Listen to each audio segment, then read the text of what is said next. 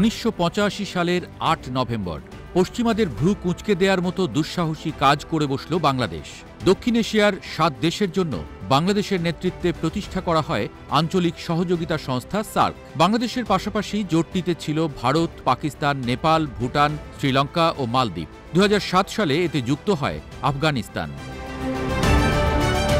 সদস্য দেশগুলোর সম্মিলিত চেষ্টা ও পারস্পরিক সহযোগিতার মাধ্যমে মানুষের জীবনযাত্রার মানোন্নয়ন করাই ছিল সার্কের লক্ষ্য।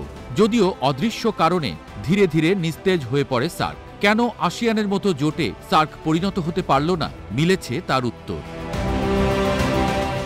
সম্প্রতি উন্নয়নশীল দেশগুলোর জোট D8 এর সম্মেলনে যোগ দেয় বাংলাদেশ ও পাকিস্তান। এ সময় পাকিস্তানের সরকার প্রধান শেহবাজ শরীফকে সার্ক পুনরুজ্জীবিত করার প্রস্তাব দেন বাংলাদেশের অন্তর্বর্তী সরকারের প্রধান ডক্টর মোহাম্মদ ইউনূস।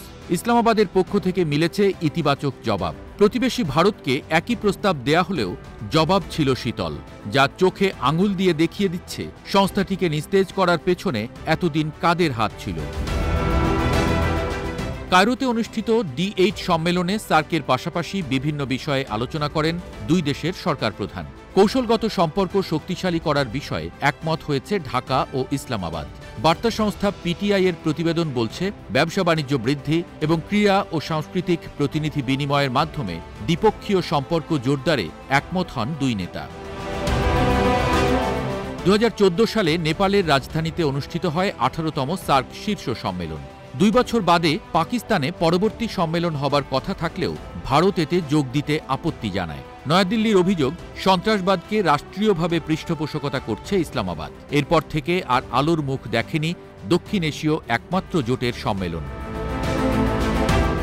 গেল অক্টোবরে ভারতের পররাষ্ট্র মন্ত্রণালয়ের মুখপাত্র সাংবাদিকদের জানান, আঞ্চলিক সহযোগিতা বৃদ্ধির বিষয়ে নয়াদিল্লি প্রতিশ্রুতিবদ্ধ। তবে নির্দিষ্ট একটি দেশ এই পথে বড় বাধা হিসেবে দাঁড়িয়ে আছে। বার্তা সংস্থা ANI-কে রণধীর জাসওয়াল জানান, আঞ্চলিক সম্পর্ক বাড়াতে বিমস্টেকের বিষয়ে মনোযোগী ভারত। সার্ককে কেন এগিয়ে নেওয়া সম্ভব নয় তা সবারই জানা, এমন মন্তব্য করেন তিনি। এর আগেও সার্ককে নিষ্ক্রিয় সংগঠন হিসেবে রূপান্তর করার ক্ষেত্রে পাকিস্তানকে অভিযুক্ত করে ভারত। ২০২২ সালের ডিসেম্বরে ভারতের পররাষ্ট্রমন্ত্রী S জয়শঙ্কর দাবি করেন, জোটের একটি সদস্য রাষ্ট্র মনে করে প্রতিবেশীদের সন্ত্রাসবাদের মাধ্যমে দমিয়ে রাখা সম্ভব, তাই ধীরে ধীরে নিষ্ক্রিয় হয়ে গেছে সার্ক। ভারতের চক্রান্তকে কিভাবে মোকাবেলা করে সার্ককে পুনরুজ্জীবিত করেন ডক্টর ইউনূস, এখন তাই দেখার বিষয়।